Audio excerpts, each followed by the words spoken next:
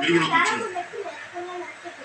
చాలా చారిత్రాత్మకమైన తీర్పిచ్చిన రోజు.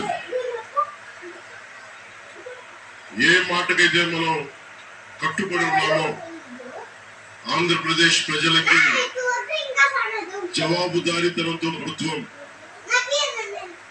స్థాపిస్తాం. ఏ మాట మీద చెప్పామో కూటమి ప్రభుత్వం ఆ మాట నిలబెట్టుకుంటాం. ఈరోజు మీ అందరికీ జనసేన పార్టీ ఆఫీస్ కేంద్ర కార్యాలయం నుంచి ఈ వేదిక నుంచి ఒకటే చెప్తా ఉన్నాను మీ అందరికీ, వైసీపీ